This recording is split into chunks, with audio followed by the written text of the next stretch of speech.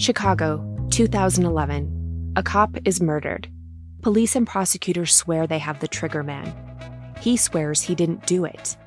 How far will each side go to prove they're right? Like it's just one bombshell after another, where you're like, what? The story of a PlayStation, a brain-eating amoeba, and the relentless pursuit of justice. Off Duty, out now. Listen wherever you get your podcasts. Howdy, howdy, ho, and welcome to Fantasy Fan Fellas. I'm Hayden, producer of the Fantasy Fangirls podcast and your resident lover of all things Sanderson. And I'm Steven, your bookish internet goofball, but you can call me the Smash Daddy. And we are currently deep diving Brandon Sanderson's fantasy epic, Mistborn. But here's the catch.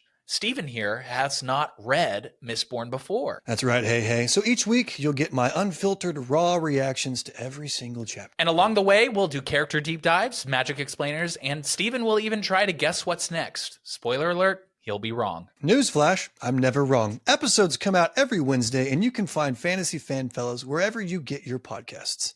Hi, this is Hannah Berner from Giggly Squad. Have you ever put on a bra that makes you feel like a goddess? Prepare to be obsessed with the Dream Angels Wicked Bra from Victoria's Secret, the iconic brand behind the world's most comfortable bras. And I only wear the most comfortable bras. The bestseller features an innovative sling for perfect lift without padding, and the fit is chef's kiss. Awaken your inner goddess with new colors and super femme lace embroidery. Find out why this bra has thousands of 5-star reviews and counting. Shop it in stores and online at victoriassecret.com. Hello, everyone, and welcome to the Psych Legal Pop Podcast. This is a podcast where we talk about popular culture through the lens of an attorney and a therapist. My name is Brooke Brigham. I'm the attorney. And I'm Tess Brigham. I'm the therapist. And today we are talking about And Just Like That, Season 3, Episode 3, entitled Carrie, Golighty. Yes. So high level, what did you think of this episode? Oh, I liked it. But I'm still confused about a lot of things. And I still feel like there's some things that we need to kind of stop doing. Interesting. Yes. Stop doing. Okay. And what are those things? Well, I mean, okay. I didn't like what they did to poor Harry. Yes. I did not like that at all. I think that was really... They used to make Steve kind of the butt of those... Well, Harry too, but now Harry, he's like, his character is just devolved into this buffoon. Yeah. I mean, this man is a successful attorney. Yeah, he's a senior partner at one of these in New York law firm. These guys are charging like $2,000 an hour now. That someone was just telling me about how much people are billing, how much lawyers are billing in certain parts of the country. So yeah, he's not a schlub. No, he's not. And I didn't like that. Yeah. What else did I not like? Well, I really don't like what's happening with Carrie and Aiden. Yeah. I think it's ridiculous. And yeah, and we can talk more about it when we get there. But my question was, when I was watching this episode was, but now you're showing us the same sort of dating crapola that these women went through in their 30s. And so the question I was asking myself was like, are you saying that if you're dating in your 50s, it's the same? It's like this is dating. I mean, my question was like, is this dating in your 50s? And that's the thing. If they really want to talk about dating and what it's like and all of that kind of stuff, this is not the situation. Like, this wouldn't be it. It would, I can see how like Carrie sort of, not necessarily competing with Aiden's kids, but like the dynamic of, you're in your 50s, you meet someone else who's in their 50s, they're divorced, you have kids, like they have kids, you have to be mindful and respectful of that. And those kinds of situations that'll come up. But this is such a weird thing that's so far from what I think what it would be like to date in your 50s. I would think that it would be the dynamics in these things, it would be different, I don't think Carrie would be putting up with this shit. Because the title of the episode, Carrie Golighty, she's trying to be easy breezy, cool girl. Oh, I'm okay with all of this. And no, you're not okay. No one would be okay with this. Is fucked up. And what Aiden is asking you to do is wrong. You know, what he is not, he got into a relationship with you, said he was going to move in with you. And then simply because there's one crisis with his child, he just scraps everything. He's not even trying to make both things work.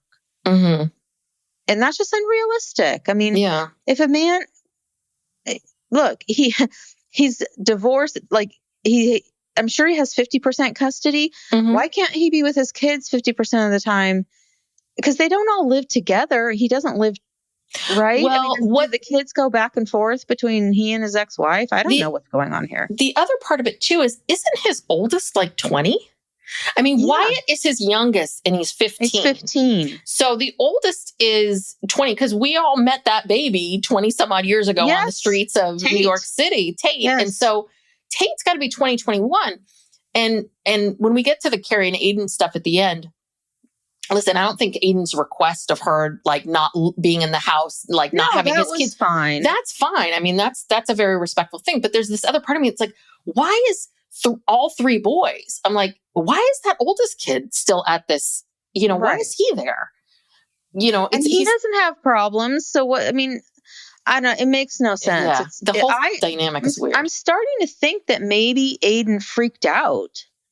You know, maybe when this all of a sudden he's back with Carrie, she's buying this big new place for him and his kids, and maybe he got freaked out, and this thing with Wyatt came up, and he used it as an excuse. Yeah, like, well, oh no, I can't do this. You know. So you think maybe this is how it's all going to end up? That he's finally going to come back and say, you know what, I used it as an excuse. Possibly. Yeah, I know this whole thing, but it doesn't say it doesn't say much about 50-year-old women. It doesn't say much about, like, aren't you wanting to speak to what it's like to be at this age, which is where we are, and any other self-respecting 55, 56-year-old, however old Carrie is in the series, I just don't think would put up with this or be okay with this.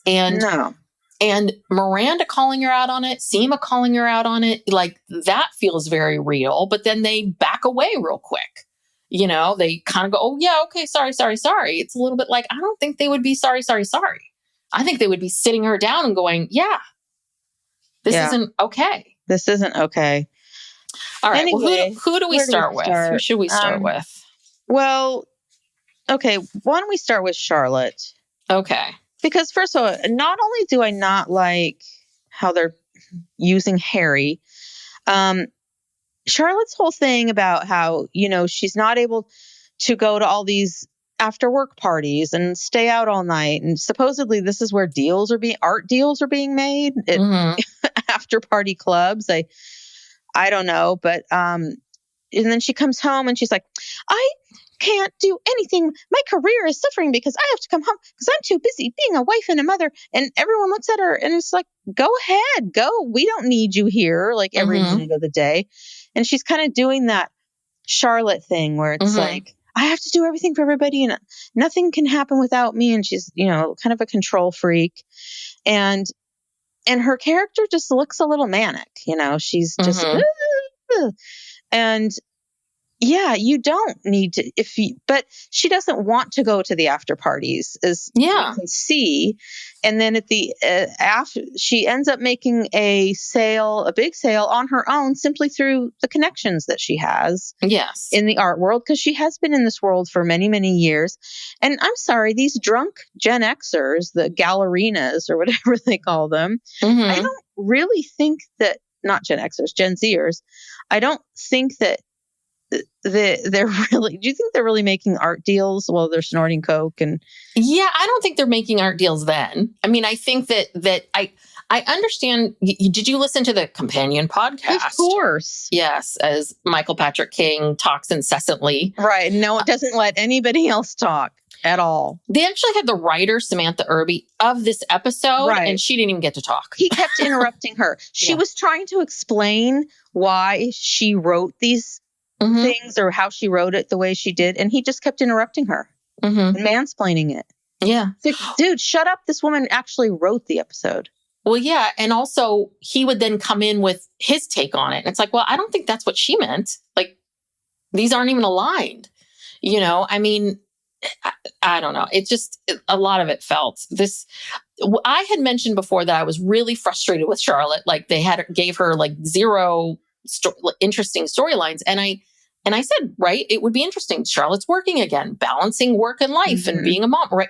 I think that's a great topic. And I think all of this is great. I think, but again, maybe they're trying to go for too much of the comedy, too much of the jokiness of things, of the heightenedness of things. But, I think that it would have been far more interesting to watch Charlotte try to figure out how to, not necessarily like I'm going to go clubbing all night, but how do I do this? Like, could this be the thing that spurs her on to like do less stuff for her kids and to like start to maybe network, and maybe we see her going out to some networking dinners, and then that creates some problems for her the next day, and she has to figure out like, oh, I need to stop controlling things with my kids if I want to have more time for me over here. It's just the big sort of end point was, you know what, Charlotte, you don't need to be out clubbing.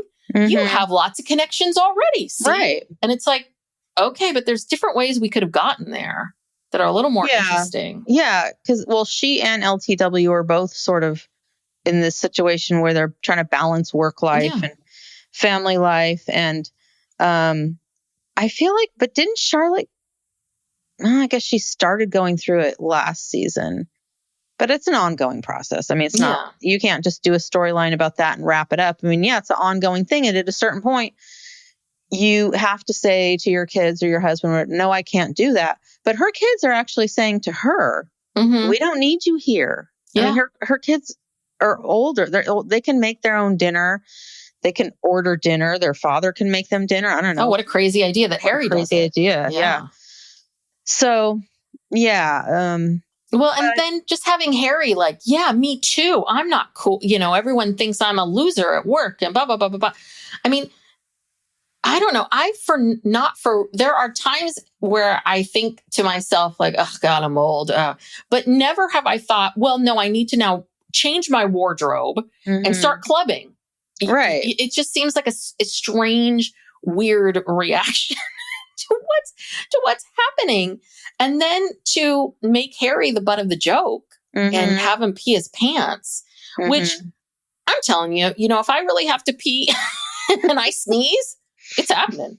I mean, this is no joke. Well, Harry had 50s. He had 4 drinks, and he couldn't, and that's the thing. He was trying to look cool and he had those stupid tight jeans on that he couldn't get off. And so he peed his pants. Yeah. So I guess it's a roundabout way it's a lesson. It's like, don't go out and get the super tight pants. Or don't go clubbing. If you can't handle it. If you can't drink too much. Right. Well, it's more like if you can handle all that, great, do it. But I mean, it's like he can't. He's, probably 60 years old, and he's like, it's been a long time since I had 4 drinks in a night. This is tough for him. Yeah. So, I mean, I don't know. All of it was really kind of silly. They could have done it very differently. Anyway, do you want to talk about Anthony? Because this Anthony stuff bothers me too. You know what I'm bothered by with Anthony is that why are they making him? They've basically made him a friend. He's part of the group, but yet his storylines are still just all about dicks. And it's like, why can't he be more of a serious? I mean, we love him. He's funny, whatever. But why do we have to have a million hard dick jokes about the bread and the guy and these guys? They're too soft, and only Giuseppe can bring in customers. It's like, this is really dumb. Okay, like it's enough already. Why can't we get into his and Giuseppe's relationship? Why can't he become more of a 3-dimensional character? Yeah. Or keep him, he was introduced when he was Charlotte's, like wedding planner, stylist, right? So, and he was great. Like that Anthony, and he was a good contrast for Charlotte. Right? She wouldn't say the things, but he would say them. And I do like their ongoing friendship. I do, he's having dinner there with Giuseppe, just all of it. I do appreciate all of those pieces, but he either make him this character where we don't know much about his life and he's not involved at all and he's just like a joke, or integrate him in. But you're right. He's sort of floating on this weird life raft somewhere, trying to figure out where to be, because the whole thing is he's upset that Giuseppe won't put on the outfit because I guess he's the most well hung. And that's the only reason why people will eat bread. Right. Mind you. Because that's what I think of a baguette. I mean, come on. And then at the end, and Giuseppe wants to be seen, differently. He doesn't want to put on the outfit, which is, as a person, which I think is completely reasonable. Yeah. And he says no. And then it becomes this whole thing of like, well, you don't care about my business. And so basically he negs him into doing this thing that he doesn't feel comfortable. Anthony makes him do this thing that he doesn't feel comfortable doing as a sign of, I care about you, and it's like, okay, this is how, this is the only way you can show him that you care, that you support his business. You can support. It would have been more interesting if Giuseppe did something else to support the business that aligned with who he was or what he wanted or what felt right to him. That's much more of a storyline, Yeah. Well, I wonder if they're going to make this, the Hot Fellas Bakeries, it's going to be like their new coffee shop. Oh, maybe. Where they all meet and talk. And, and also what happens at I don't know if we should integrate this in now, but this is sort of a crossover between like the coffee shop and Charlotte and Carrie. So Aiden's ex-wife calls Carrie because she needs Adderall. Yeah, for Wyatt. Because I guess there's this nationwide Adderall shortage and you can get anything in New York. And Carrie wants to, be a team player. And so she mentions this and Charlotte's like, oh, I know exactly, what to do. And so all these women from the private school, LTW comes in with all of their friends. And Charlotte just goes up to the first mom she sees and says, do you have an extra Adderall? I mean, what? Okay. So I will say, as storylines go, this is very accurate. Not so much about the scoring Adderall at the bakery, but there has been a nationwide shortage of ADD, ADHD meds. Absolutely. I cannot tell you how many clients. It is so hard. I mean, it's so hard to get the meds. I have had clients who were driving 3 or 4 hours away here in California to get meds. I mean, especially the wives, I have a couple wives of ADD. Like they're like, my husband needs this. And so I will say that is a very true storyline about ADD. No, it's true. And then, moms helping each other out and unfortunately sort of this comment about like how many people are on these kinds of meds, these shortages, how the healthcare system in our country, blah, blah, blah. So I thought that was very right on. Yeah. They said in the podcast that, this was from, one of Julie, was it Julie or Eliza? It was, a story from their real life. So I know it happens, but, yes. Yeah. So that's the coffee shop, whatever they talk about.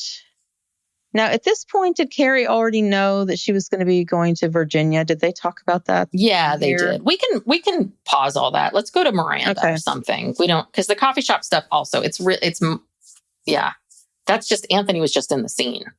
So, but Miranda doesn't have much to do, but it was kind of interesting. I mean, we see her being Miranda, which is very right when they're in the coffee shop talking about her going to Virginia to see Aiden. We get Charlotte, of course, is like, how romantic. And Miranda is, like, oh yeah, this boyfriend that you can't call, the same one. You're going to have to leave the state to go visit. Yeah. Yeah. Well, snarky, sarcastic Miranda is back. Yes. Which I like. I like that her. Miranda. Yeah, me too. But what I also wondered about Charlotte was, wouldn't Charlotte evolve a little bit? Like, would Charlotte be this, yay! Oh, that's so great. Isn't that romantic? Yeah, she hasn't evolved much in that area where she just, is just I don't a know. little delusional. It just makes me, again, it's just the talk always was in the original series that the other three women were caricatures. They all kind of fit in archetype or you know, and they sort of had to fit into that. And you know, but it still doesn't feel like, is this really who, do they still need to be these archetypes? Mm-hmm. Because you don't even have all the original cast, but okay. But yeah, I mean, we see her and then we see her assembling this cat tree with Carrie, and she talks about how she's, and again, she doesn't feel comfortable asking this woman out. So what she does is she asks her to go to happy hour with her so she can get help on camera techniques. And so again, right, you're a 50 some odd year old woman and you have to pretend not to want the thing that you want. No one can ask for what they want. Mm-hmm. This is what they were talking about. Why it's Carrie go lightly. Everyone go lightly. Everyone kind of tiptoeing lightly. Yeah. Lightly. And I just don't. Okay. Yeah. I mean, I thought their scene was interesting. I mean, and you know, the whole thing was she just tells her to breathe. So they touch each other's chests and breathe together. Yeah, you know. Who knows where that's going? Because, you know, Miranda keeps having these relationships where they end up just kind of tanking for some reason or another. But well, yeah, I mean, I don't know. I think people like this character much more than Che. I think part of it was Che. Yes. Che wasn't well liked, so Che had to go. I mean, I think that was, and it just, again, too many characters. Yeah. So, I mean, that's why I was watching this going, is this is dating? This is being single in your 50s? Like these two? Anyhow, but yeah. Okay. Who should we talk about now? You want to talk about LTW? Sure.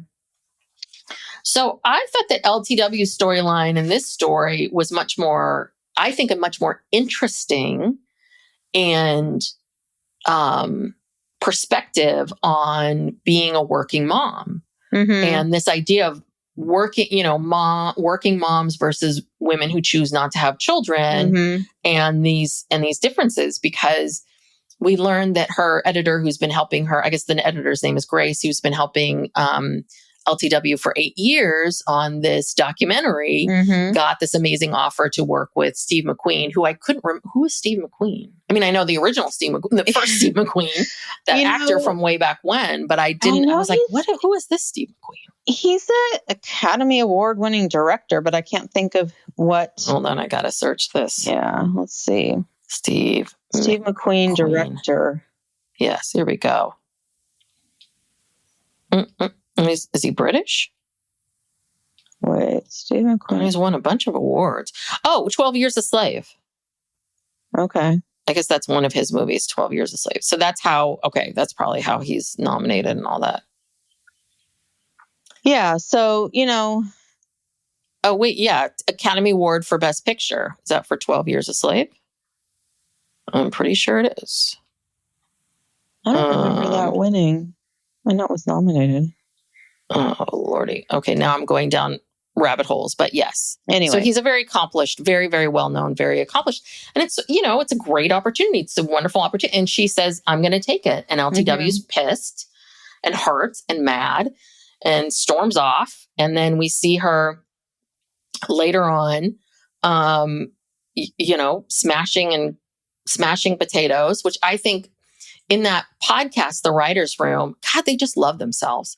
I mean, Michael Patrick King's the one that really loves himself, because they think it's so brilliant that, the way in which she would take out her anger is mashing potatoes. I'm just, again, it's a trope. It's like no, this isn't how people are. Yeah. And then and then Herbert comes in and, again, he's saying all these things to her to try to help her put all this in perspective and see it from Grace's point of view. But yet again, Herbert, you never had to stop your career. Mm-hmm. It's easy for you to say when, this woman stopped her career to have your child, because he talks about when the youngest girl was born. And I was just like, I felt for her, because she shouldn't take it out on Grace, obviously. No, and I think he gave her good perspective. I mean, yeah. But it's like still, she's the one who had to bear the brunt of all this, and her career suffered. And Herbert, he's rising to the top. He's running for comptroller. Yes. Yes, he is. Are we ever going to get to that election? Oh gosh, I don't know. That's a good question. Get to see the election results. There's also, I mean, and that's the other part of it, right? If they wanted to make a statement about women and the sacrifices and all of that, why couldn't she then say, you know what? Yeah, you know what? I did have to stop 8 times, or like I stopped many times. It has taken me 8 years because of exactly what you're talking about, because I didn't, I've had to do these things, not you. And I think that but when it comes to like working women and how you perceive things, I think that I thought this was a much better representation of that versus Charlotte. Right. This felt to me like much more of something because, I mean, LTW would be, sometimes you can hear it and it's okay. But other times, like, she's mad and she's upset and she's worried and she's all these things. And then she gets mad and then she needs a couple days and then she comes back in and she apologizes and makes amends and, tells her she appreciates her and it's all good. Which is exactly what I think is much more of how people handle these things. Yeah, but, she did kind of have a little bit of a toddler fit. Yeah. So, and again, the back and forth. And Samantha Irby talked about this too, because she was the writer, and I guess Samantha doesn't have children. And just talking about how, right, like that's, a lot of times there's many more concessions are made for women who have children, and versus when you choose not to have children. I think what she was saying is Grace's character, she was being respectful of LTW and kind of like anytime it paused, she was like, okay, fine, I'll do something else or whatever. She had been on LTW's timeline for a long time. And I get that. Like she's trying to say that she deserves to have her own timeline and do things the way she wants to. I'm Team Grace. Yeah. I mean, I'm with it. But again, it's just these silly things they make these women do, like the smashing of the potatoes and the, there's a lot of overkill sometimes. Psych Legal Pop. We'll be back after these messages.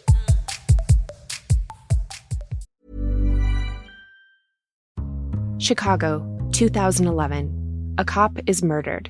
Police and prosecutors swear they have the trigger man. He swears he didn't do it. How far will each side go to prove they're right? Like it's just one bombshell after another, where you're like, what? The story of a PlayStation, a brain-eating amoeba, and the relentless pursuit of justice. Off Duty, out now. Listen wherever you get your podcasts. Hi, this is Hannah Berner from Giggly Squad. Have you ever put on a bra that makes you feel like a goddess?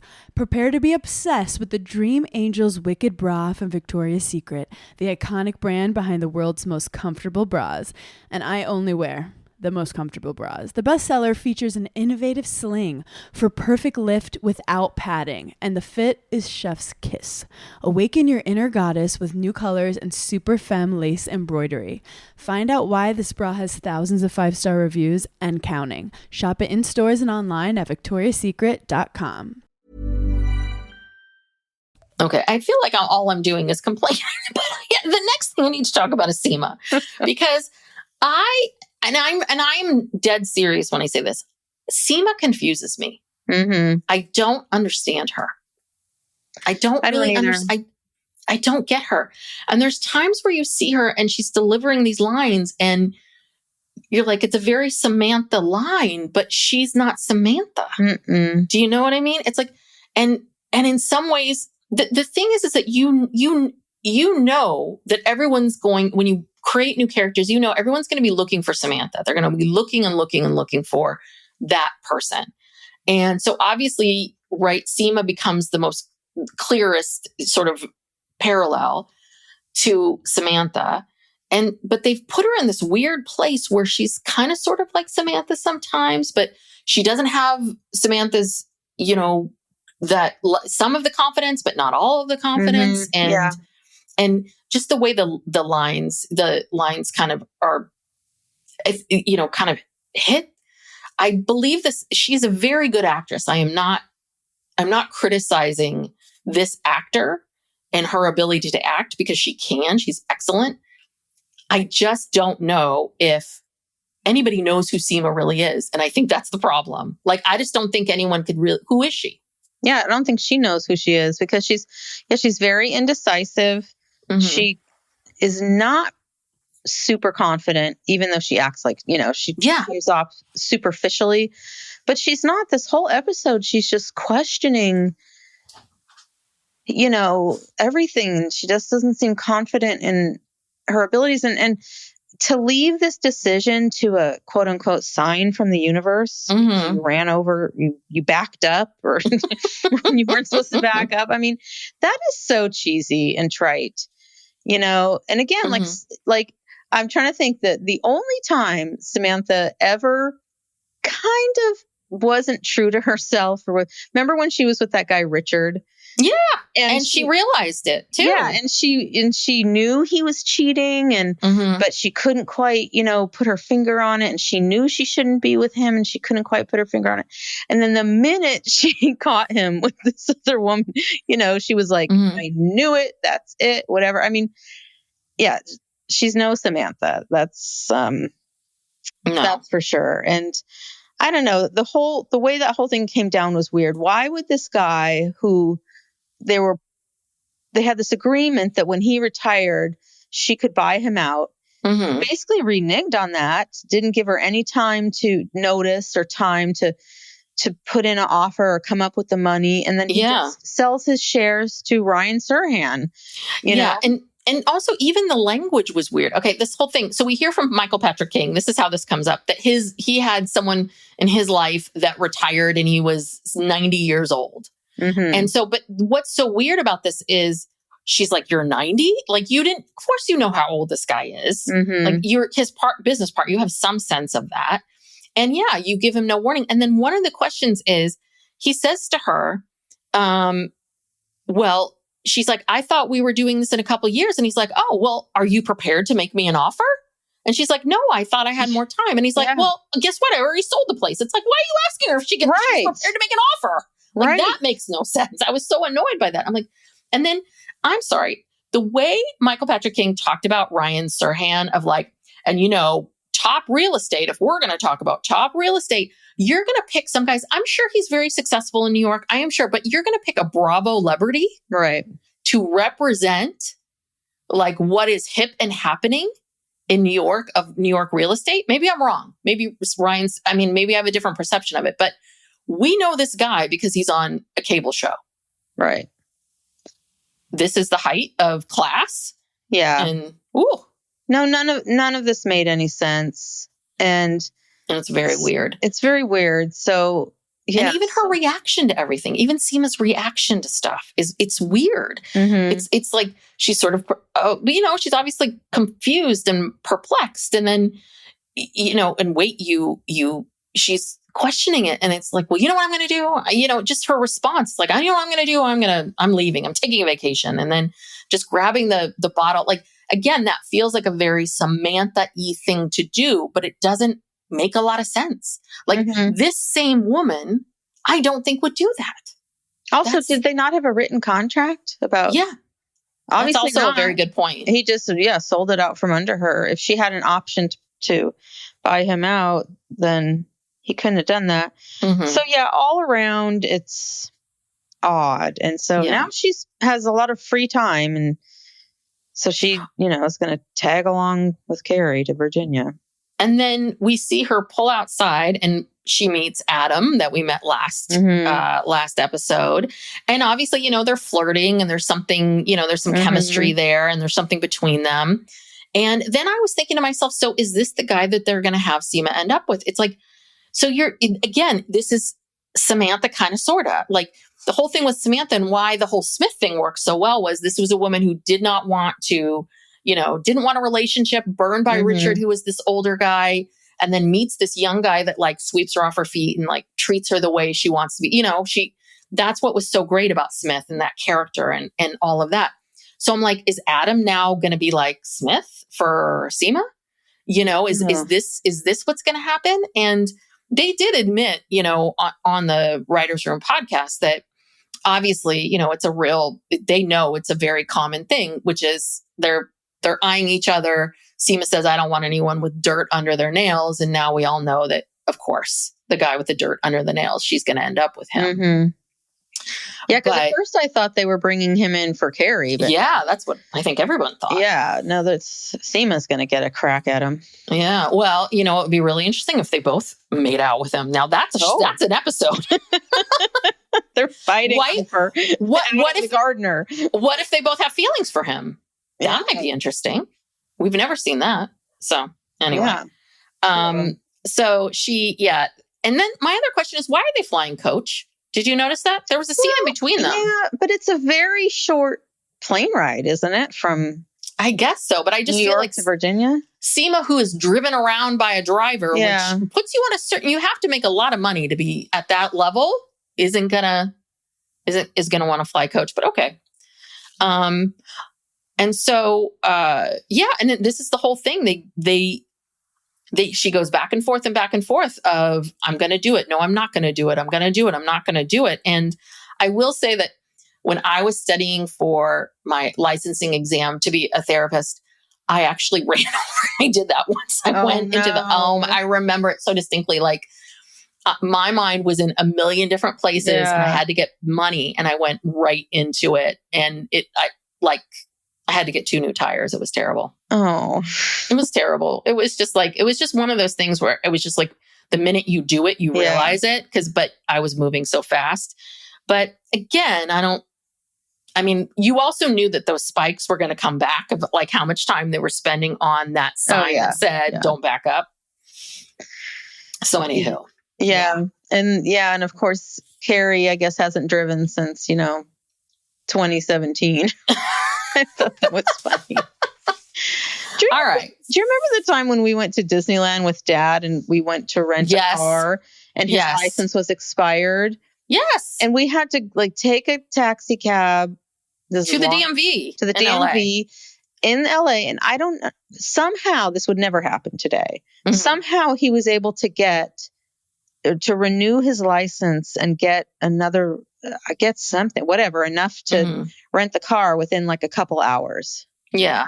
Yeah. No, I do remember that because I remember, but I don't understand why her stepmother didn't just, she didn't have her license why couldn't she? Yeah. Why couldn't she do it? Because she was of age. I mean, she was driving. She could drive. 16. I don't know. Maybe her license was expired too. Or I think maybe she didn't bring her license. She didn't have it on her. And this is the other thing too, right? Which is that in the world that we live in today, this was pre 9/11. Yeah, this was didn't need it for the flight. You didn't need it for the flight at all. I mean, and it's so crazy. I flew a couple days before that the deadline for the real ID, and I didn't have it was coming in the mail. It had just gotten to me. I just didn't switch it out yet. And I swear to every single person that checked it was like, "Do you know the real ID?" I mean, we don't mess around now anymore. So it was a different time. It was a very different time. This is like 1980 or something. All right. So let's do the Carrie and Aiden. Now, one of the things about this show that makes me a little crazy is, so she has this agent who she, is going to have this meeting with, and the agent wants to tell her about all these offers that she has.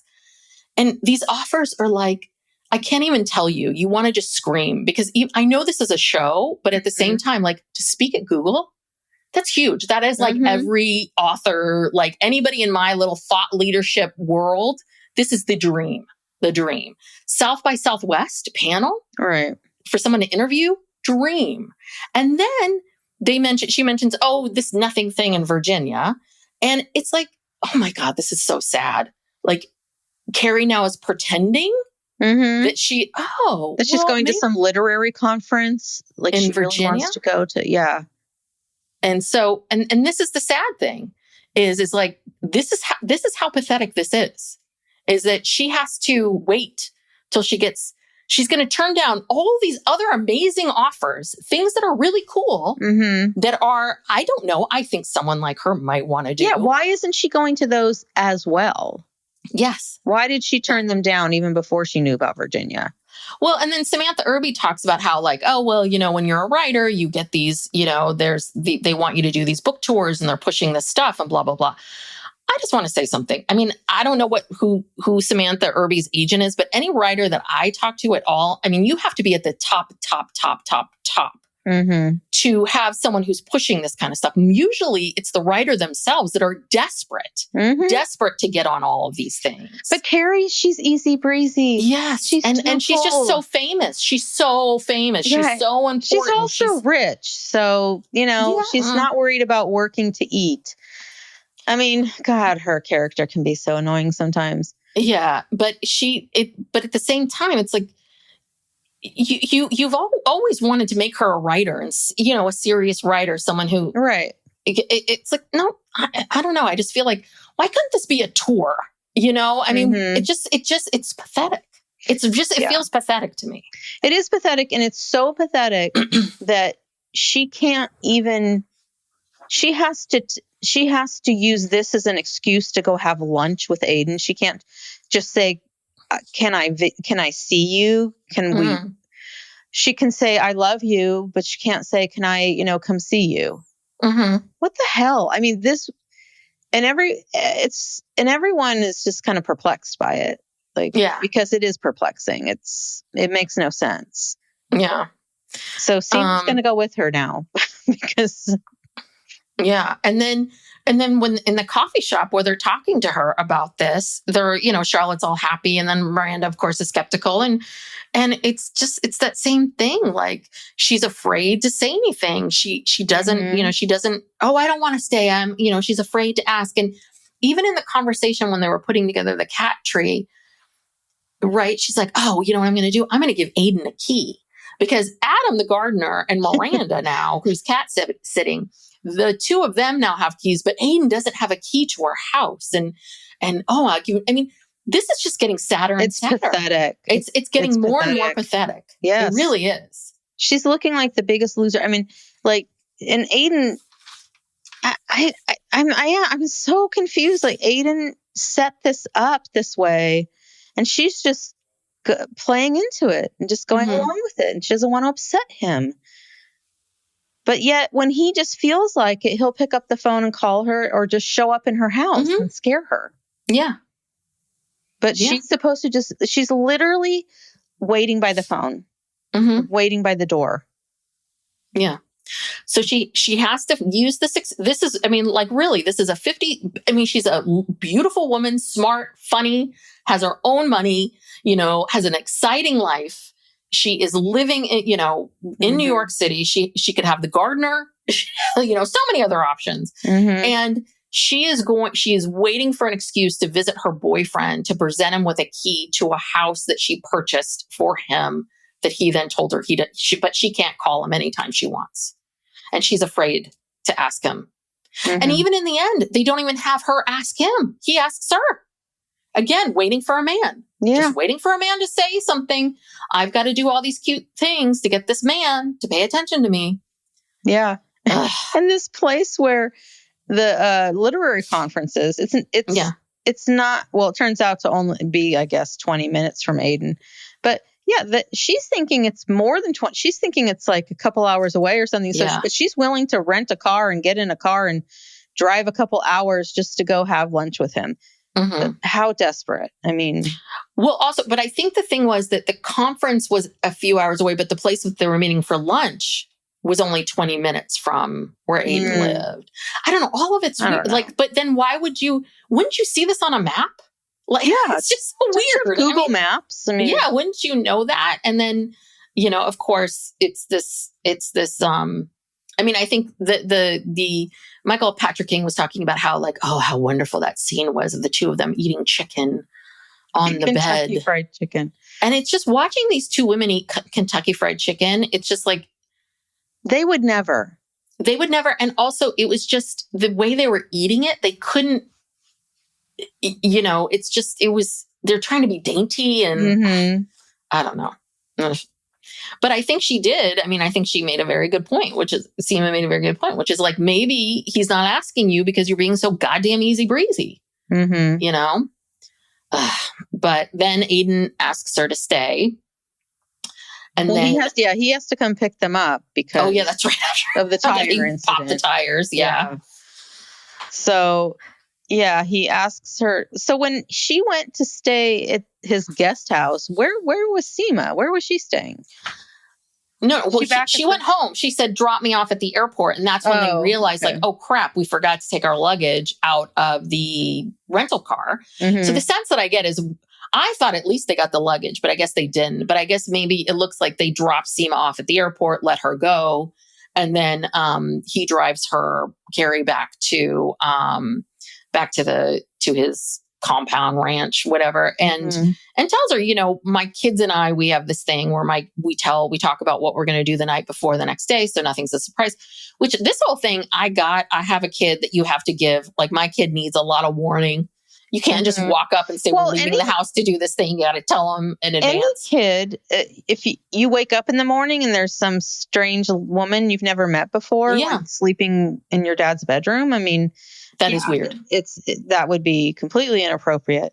So that was the right thing. But it's like, you kind of felt, there's Carrie in her little guest house. She doesn't have her luggage. She's just got whatever. She's got her laptop. And so she breaks out and starts writing, this new historical fictional novel or whatever she's writing. Well, and I would think that at least, like, Aiden would hang out with her a little bit. I would even think that Aiden would stay in there with her until 5 a.m. and then he would get up and go into his own house or something. Yeah. I mean, seemed like you're just going to ditch. You're like, are all your kids up now?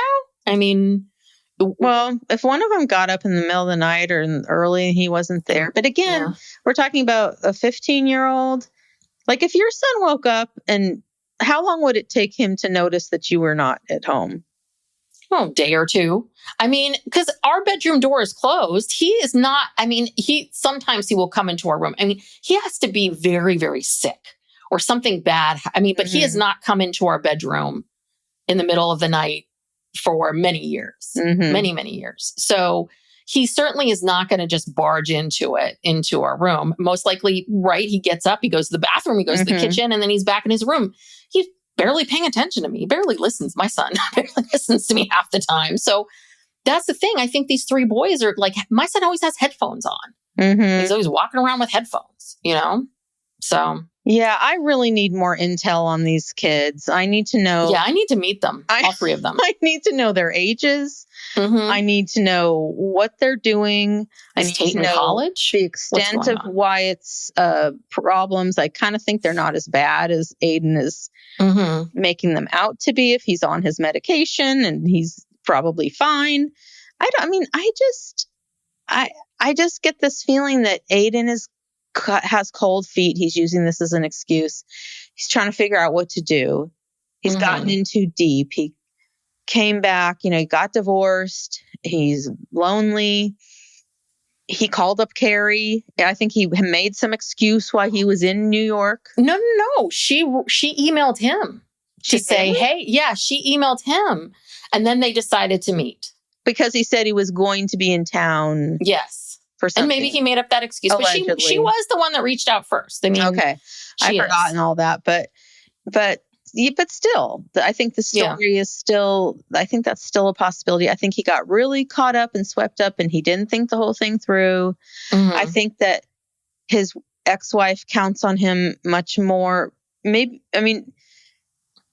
she really counts on him for help, with all kinds of different things, childcare or, whatever. But again, these aren't little kids. I just need to know so much more about these kids. Well, one thing that we didn't mention that was really interesting was when Carrie presents the baggie full of Adderall to Aiden. Aiden looks at it and he has this really pissed look on his face. So he didn't know about it. Well, or he knew about it and so it's like, are you mad that Kathy called Carrie, which I can understand, maybe feeling a little bit like she overstepped, or are you pissed because your kid's on Adderall and are you and Kathy not on the same page with maybe he doesn't know. Yeah, he's against it and she's got him on Adderall behind his back or something. I don't know. Yeah. But I don't think that the Kathy would be like then telling, I think she would then tell Carrie, like, don't tell Aiden, give it to me. So it's weird. So that was very odd too. So, right. Like, I don't know. Yeah, I can't wait to see next week and what happens when she wakes up the next day. I mean, like, what is going to happen at that farmhouse? I think it's going to be really interesting. Yeah, I don't know what's going to happen with Seema and the plant guy. Mm-hmm. Yeah, I don't know. I mean, I do enjoy. I mean, I feel like all I did was bitch about it. Because we have high standards. We want a lot for these characters. Yes, we want invested. a lot and expect a lot. Yes, and very invested. That is true. And I'm not saying all of it is bad. I'm happy to see a show that's about women my own age, like all of those things. But at the same time, I really feel like they're doing us dirty. I feel like they're making, right? Like, if she's in her 50s now, shouldn't she not do exactly what she did with Big? Because Aiden is being big right now. Yeah, she's tiptoeing. She's tiptoeing around him. And that doesn't feel like who Aiden is. And it doesn't feel like someone who's been through everything that she's been through is going to put up with this. I think she's just at a point where it's just like, not again, not again. I think she's in some denial. Mm-hmm.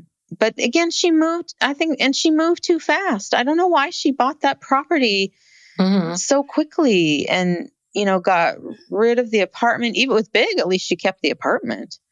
Yeah, she doesn't need to. I mean, she didn't need to sell the apartment. She could have rented it to that woman. I mean, it's like you could be a landlord or something. I mean, did Aiden put any money down on this? I sort of doubt it. He doesn't even have a key, Brooke. He doesn't even have a key. But I mean, prior to that, did he put any money towards the down payment, or did she pay cash for this? I mean, what is going on? I need more details. Yeah, I know. Well, it was all part of, I had this theory that at the end of last season that someone had shared with me, which is like, what if this was all a big FU from Aiden to make her get rid of her apartment, this apartment that she loved? Right. Because like, I'm going to come back into her life. I'm going to make an excuse of why I can't be there. And then I'm going to make her sell it.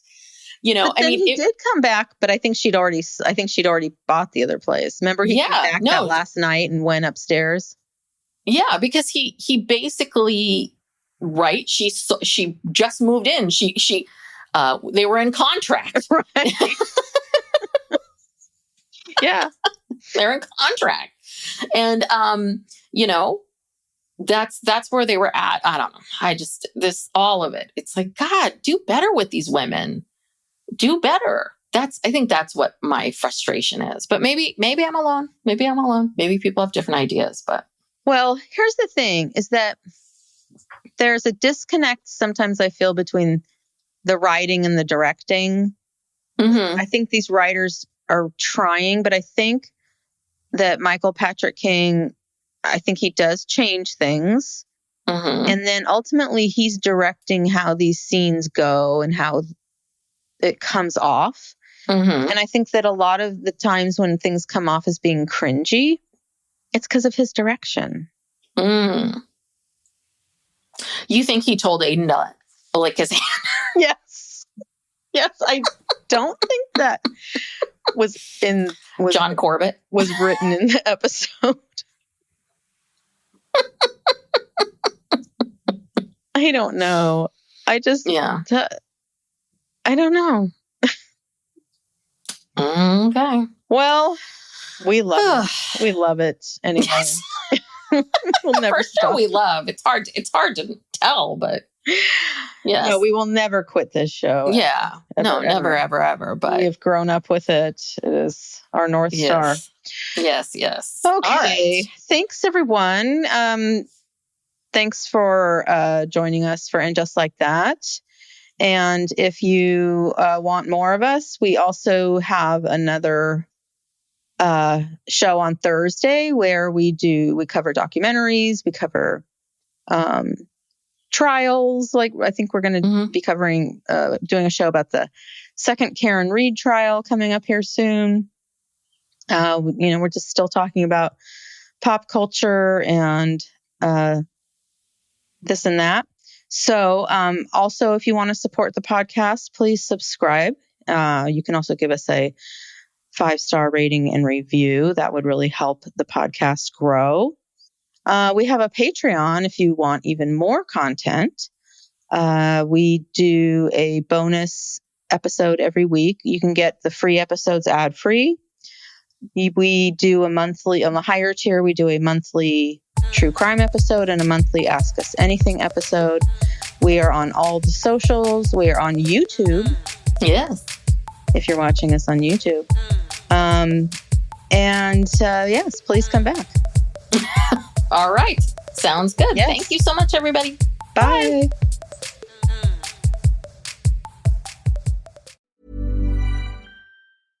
Hi, this is Hannah Burner from Giggly Squad. Have you ever put on a bra that makes you feel like a goddess? Prepare to be obsessed with the Dream Angels Wicked Bra from Victoria's Secret, the iconic brand behind the world's most comfortable bras. And I only wear the most comfortable bras. The bestseller features an innovative sling for perfect lift without padding, and the fit is chef's kiss. Awaken your inner goddess with new colors and super femme lace embroidery. Find out why this bra has thousands of 5-star reviews and counting. Shop it in stores and online at victoriassecret.com. Howdy, howdy, ho, and welcome to Fantasy Fan Fellas. I'm Hayden, producer of the Fantasy Fangirls podcast and your resident lover of all things Sanderson. And I'm Steven, your bookish internet goofball, but you can call me the Smash Daddy. And we are currently deep diving Brandon Sanderson's fantasy epic, Mistborn. But here's the catch. Steven here has not read Mistborn before. That's right, hey. So each week, you'll get my unfiltered, raw reactions to every single chapter. And along the way, we'll do character deep dives, magic explainers, and Steven will even try to guess what's next. Spoiler alert, he'll be wrong. Newsflash, I'm never wrong. Episodes come out every Wednesday, and you can find Fantasy Fan Fellas wherever you get your podcasts. Does your day move faster than you can keep up? With new Gatorade Lower Sugar, my family and I can stay at the top of our game. No artificial flavors, sweeteners, or colors. 75% less sugar, and all the electrolytes of regular Gatorade. Now available nationwide.